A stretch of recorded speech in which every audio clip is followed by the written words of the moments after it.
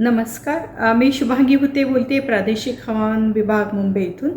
आज सकाळी 8:30 वाजता झालेल्या नोंदणीनुसार सांताक्रूजमध्ये 115 मिलीमीटर, विक्रोळी, नवी मुंबई, ठाणेमध्ये काही ठिकाणी मुसळधार पावसाची नोंद झालेली आहे. याच्या मागचं कारण म्हणजे साऊथ वेस्टर्ली विंड्स आणि त्याच्या पाऊस पडण्यासाठी ज्या सिनॉप्टिक सिच्युएशन्स आहेत त्या फेवरेबल झाल्या आहे. आर्द्रता तयार झालेली आहे.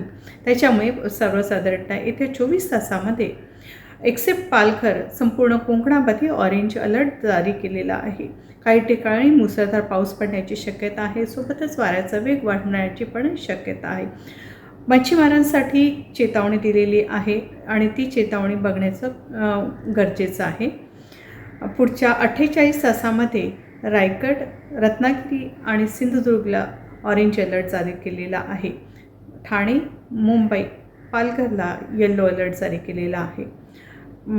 ज्या घाट रिजनमध्ये आहे साऊथ महाराष्ट्राच्या सातारा, कोल्हापूर याच्यामध्ये पुढच्या 24 तासामध्ये ऑरेंज अलर्ट जारी केलेला आहे आणि त्याच्या पुढच्या 24 तासामध्ये सुद्धा ऑरेंज अलर्ट जारी केलेला आहे. अधिक माहितीसाठी प्रादेशिक हवामान विभागाच्या वेबसाईटला व्हिजिट करा. धन्यवाद. एबीपी माझा, उघडा डोळे बघा नीट.